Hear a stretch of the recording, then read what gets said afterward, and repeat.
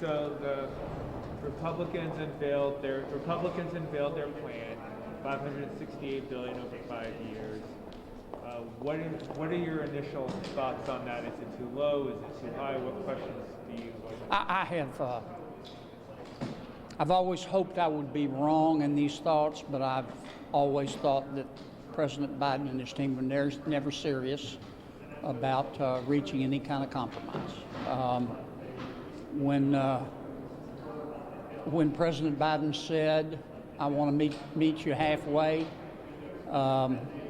with hindsight, it's clear he's a very poor judge of distance, or he never meant it.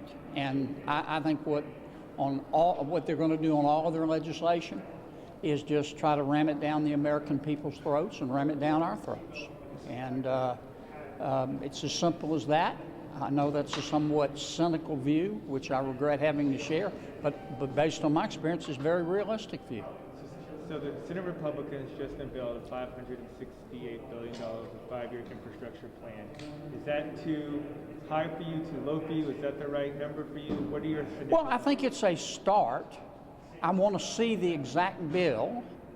I've learned to be careful commenting on plans because the details matter. And so I want to see a bill, but I think that would be a start. And I think that's an extraordinary amount of money, but compared to what President Biden's talking about spending and what he's talking about spending it on, it looks fairly sane. But I just can't get excited about it because I don't think that President Biden, and more to the point, the people helping him make decisions, are going to do it. I mean, anybody that can look the American people in the eye and take a plan that is really the Green New Deal, welfare, and reparations, and then look the American people in the eye and say, this is really infrastructure, has a very jaundiced view of reality. Either that or they think the American people are morons. At least half of their plan is Green New Deal climate change. And I asked the EPA administrator and committee, very simple question. How much of will your plan reduce world temperatures, or at least reduce the progression of CO2 emissions in the world? He can't answer it. So we're going to go spend $2.3 trillion and tax the living hell out of corporations to the extent of $1.7 billion, which is going to cost a lot of people their jobs. And we don't know what the result is going to be in terms of controlling the world's temperature, which is what this is supposed to be all about.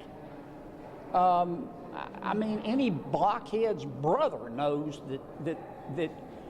that's a foolish way to spend a scarce resource. And I think it's so easy. Their municipal, my tongue's tied. Their extravagance is directly tied to the fact that they aren't spending their own money. They're spending other people's money. And what pay-fors would you be looking for in this GOP bill? Well, here's what the first thing I would do if I were king for a day. If I'd been President Biden, and I'm not, and I don't aspire to be, he should have turned to the United States Congress and said, look, we're probably not going to be able to find enough money, but I think a good place to start would be scrubbing the discretionary budget. If I were President Biden, I would have said to Congress, look, we're spending $144 billion a year on improper payments. We're sending checks to the wrong people. In many cases, we're sending checks to dead people. Let's see how much we can reduce that. Even if we can reduce it by 10 or 20%, that's 15 to $30 billion. Number two, I would have said, Congress, there's a CBO study that compares every job in the federal government to every job in the private sector and shows that we pay 17% more for the same job in government than we do in the private sector. Maybe we can trim that figure. That costs us $40 billion a year. I would have turned to Congress and said, look, why do we have to give a federal employee pay raises every year?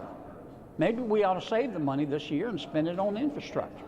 I would have turned to Congress and said, look, we're the most compassionate country in all of human history, but we're spending about $75 billion a year to give Medicaid and food stamps to able-bodied people under the age of 55 who have no children.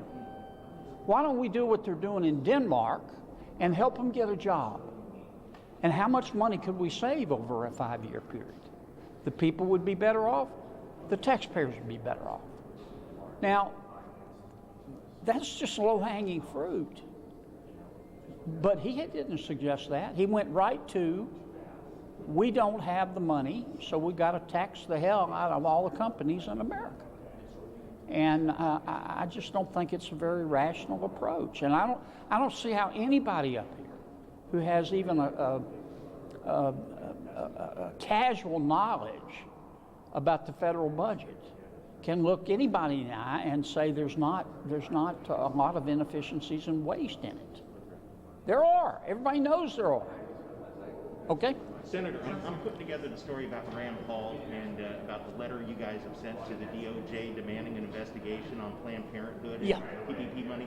Talk to me about that if you can. Just you want them to pay the money back, do you know? Yes, based on the facts that I see, there are serious allegations that Planned Parenthood was not eligible to receive the money. Now, whether they knew that or not, I don't know. It'll come out in a proper investigation. But we ought to, I'm not trying to pick on Planned Parenthood. Everybody who took the money, who didn't qualify for the money, or didn't need the money, needs to be held to the same standard. Nobody's beneath the law, but nobody's above the law. And I think we ought to take a look at what Planned Parenthood knew and didn't know, and whether they were entitled to the money. It's a very sophisticated organization. Okay? Senator, can I go? I apologize if you've already answered the question here. On the infrastructure package that's introduced by your fellow Republicans, I'm wondering if you see it as a starting point for negotiations. It could be a starting point, but I don't think President Biden and his people have any interest whatsoever in reaching a deal. I think that the president and his people know that they're making a mistake economically, politically, by raising taxes, and they want the Republicans to join in and share the blame.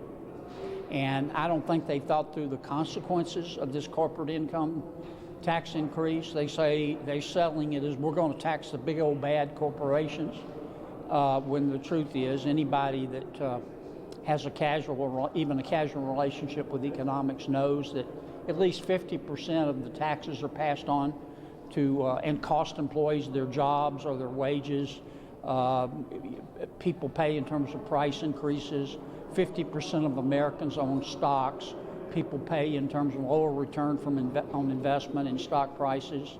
There is no free lunch, and you don't get one now. And I suspect President Biden's economists know that, and politically they want us to share some of the blame. And nice try, but there's going to be no bill, a bipartisan bill, unless we agree to a massive tax increase. That's written in stone. Well, you have this big group of 20 senators that met yesterday, separate from this Republican effort.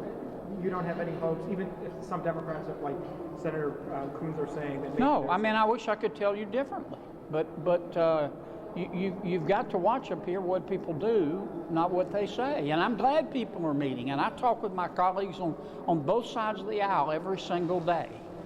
But I have watched President Biden and/or the people who are making the decisions, and it is clear to me that unless we do it their way, they want us to do it their way and share the blame after they screw up.